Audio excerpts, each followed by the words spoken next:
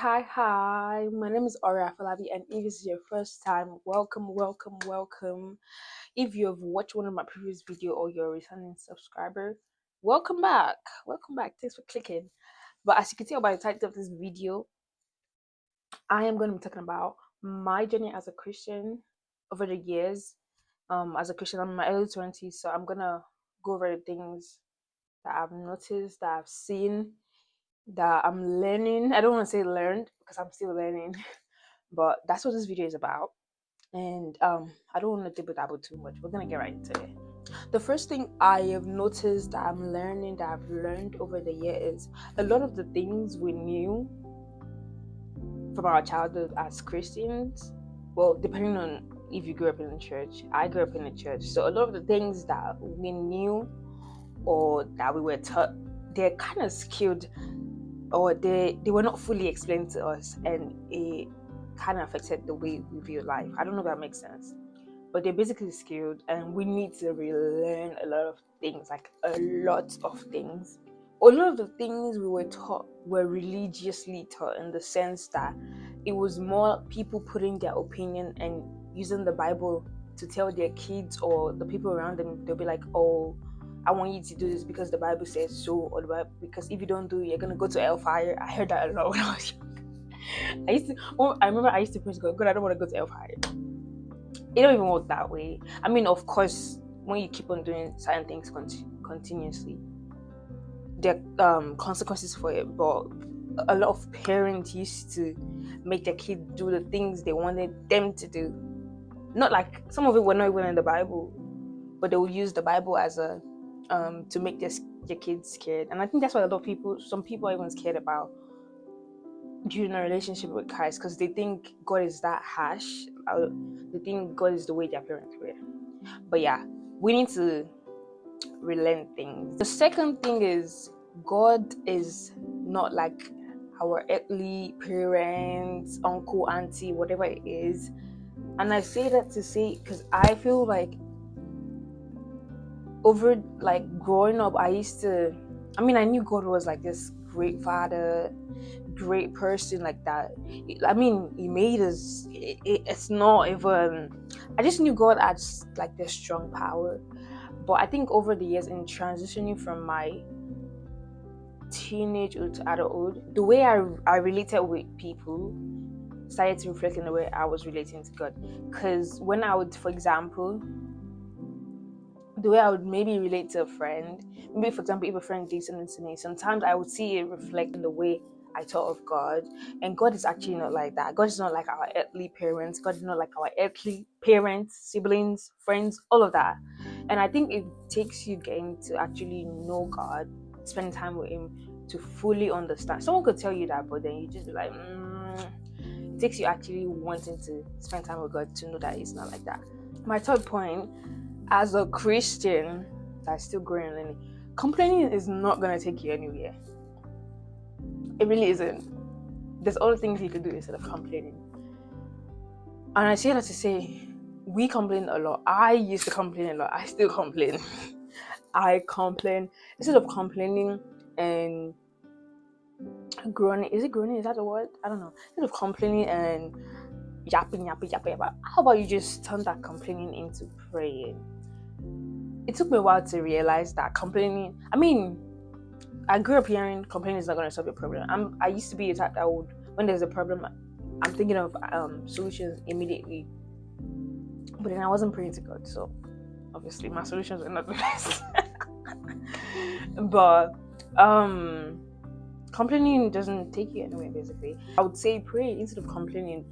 And you think that sometimes we don't even realize that we're complaining, because it starts to become the norm for us. So we're thinking, oh, I'm just talking, I'm just saying, but you're actually complaining.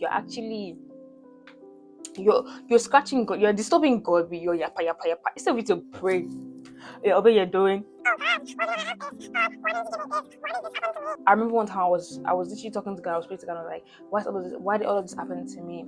And it's not really a thing of, oh, why not? But it's also the thing that God does certain things. God allows us to go through certain things for certain reasons. All to His glory. But yeah, but complaining it's not going to take you anywhere. That there's no even further explanation. Instead of complaining, worship. Instead of complaining, pray.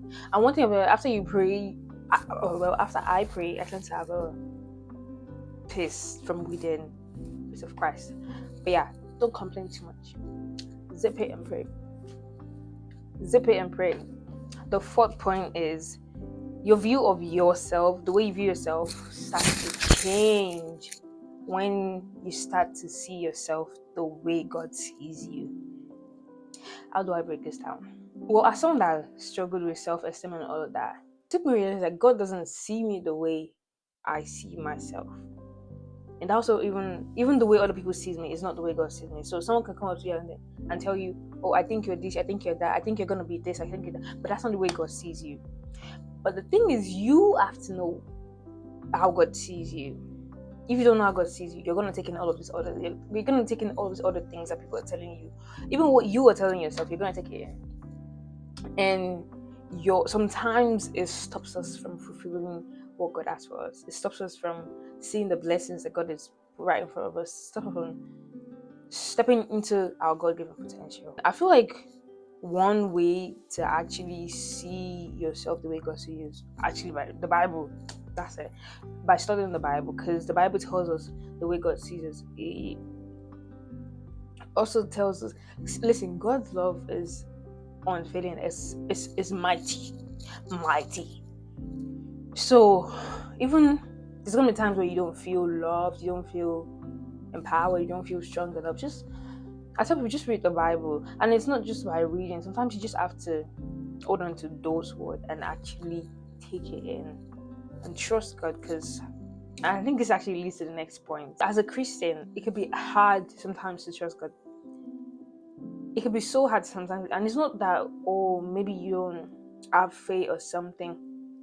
It's just sometimes, especially with this country, especially with the way things can be going, that's why sometimes I don't like watching the news, because the news could affect the way you live your life. Sometimes it actually does. And for example, if you keep listening to bad things, you're always going to have, you're likely to have bad thoughts, a bad imagination about yourself. And then when that's happening constantly, if as a Christian, you might not be able to trust God, because your mind is full with all of this negative, sad, bad things. And that's not to say don't watch the news. That's not what I'm saying. I think even after you watch the news, you still have to trust that God is going to. Yeah, God's child, you're a royal priesthood, like you're all of these good things. You still have to trust that God is actually going to help you. It's so easy for the devil to put things in our mind, and we're over here thinking, oh, God, like, oh, the economy is going this way, this is happening, blah, blah, blah is happening. And like, what am I going to do? Where do I turn to? Where do I run to? But there's actually nowhere to physically run to. You just have to spiritually run to God and stand firm, because it's your firm foundation. God is firm. That's the thing. Because God never changed. We as Christians need to trust Him.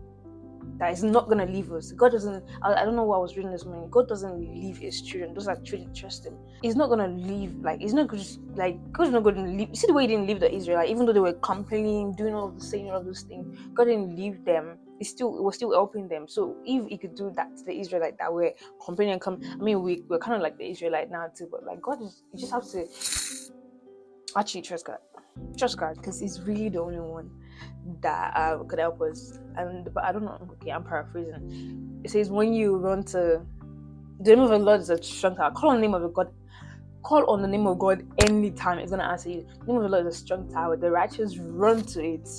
Run to it whenever anything's happening. Okay, it's okay to cry and all of that, but don't cry too much that you forget to run to the tower. Like, the tower is literally there, it's just waiting for you to run into it, and you're safe in it. Okay, I'm getting too excited. But yeah, trust the Lord with all of your heart. If you keep giving yourself an excuse of, I don't have time to spend time with God, you're never actually gonna have time. And I clocked this was it my senior year or my junior year of college, one of those two. I used to be like, oh, because I was a busy person. I used to be like, oh, I don't have a lot of time. Yeah, this. I'm always gonna be busy. I don't remember who told me, and they were like, you're actually never actually gonna have time. You have to make time. So yeah, I don't know what this is for. All of the excuse that you're giving yourself. Oh, for example, as someone that is in school, if I'm saying, oh, maybe when I graduate, I'll have time to do this. If God is calling you to do something, better stand up and get to it. I'm not even laughing. Stand up and get to it. If you're thinking, oh, when I graduate, I'm gonna have more time. No, when you're gonna start working, and guess what? 9 to 5, 8 to 4, whatever the time is. By the time you come back, you're gonna be tired. If you're someone that goes to the gym, you're gonna want to go to the gym. By the time you come back, you're gonna be tired. So wake up. If you need to wake up early, wake up early. The day, stand up, wake up early, and get to it. Like, it's so easy to give excuses. I used to give excuses. I used to be like, I used to say that alone, like, oh, I'm really busy, I don't have time. And think of it this way. This is the way I do. When I start to hear all of these excuses in my head, I think of it in a way that if God is telling me all of this, how would I feel? Like when I'm praying to God and I'm like, oh, I'm too busy right now to listen to your prayer, how will I feel? But yeah, if you actually want to do something, you have to make time for it. So if you want to spend time with God, you have to make time for it. Even if it's 1 hour, 30 minutes, whatever time that works for you, you have to make the time. The time is not going to be sitting there for you to take it. You have to grab it. Use it. This one is actually serious. If you refuse to do what God is calling you to do, it's going to find someone else to do it. However, you're going to miss out on the blessing that comes from that. And you're also going to, and it's not just about you, it's about all the other people that's going to impact. It's about the generations and generations that's going to impact. So if you keep, for example, given the excuse of time, the times where we're going through tough situations, like life be lifing, let's be honest, life be lifing. But if God has been, within your heart, God has been calling you to do something, genuinely take time, pray to God to help you. And that's the thing, we think when God is calling us to do something is leaving it to us to figure it out. God doesn't. One thing I've realized lately, God knows the detail of everything. God is not going to give you something and just push you and say, go figure it out. It's going to help you figure it out. So, and I think that's why a lot of people tend to not start whatever God is telling them to start. I don't know what it is for anybody watching this, but yeah, you don't want to miss out on the blessing. You don't want to miss out on the people that you impact. And it's not even about you. It's about, at the end of it, it's about giving the glory to God. I was reading this thing by Tito the writer. I don't know. She's on Instagram. She just got ordained. Congratulations. I was like, oof. But she was saying in a caption that a generation is waiting for you. Like, if you don't take that step, there's a generation of people whose life is actually God has put within you to impact. So if you don't take that step, you're literally dragging all of these people. God will find someone else, or you will like, come on now, come on, Chelsea. I don't know what else to say. But yeah, a generation is literally waiting for us. Like, you don't know the people you're gonna impact. You don't know the people's life that you're gonna touch. So stop dragging your feet. This is probably for me. This is definitely for me too. It's not even problem. It's definitely for me too. Stop dragging your feet. God is calling you to something great. To my last point, this one kind of took me.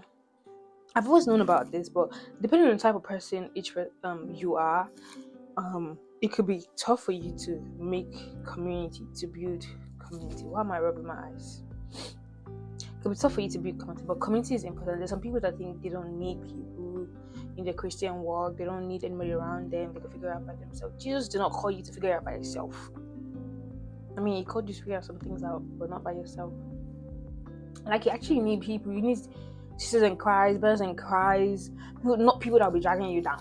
Not people that will be putting you back into sins, putting you back into the world. And this is not to say anyone is perfect, but you need people that will hold you accountable, people that will help you build your way in this journey, people that would literally work with you, pray for you, support you. You need guidance, you need mentors, you need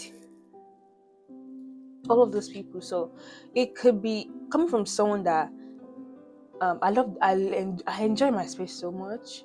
I love doing things by myself, but you also have to understand that you need people, you need human beings to help you along the way.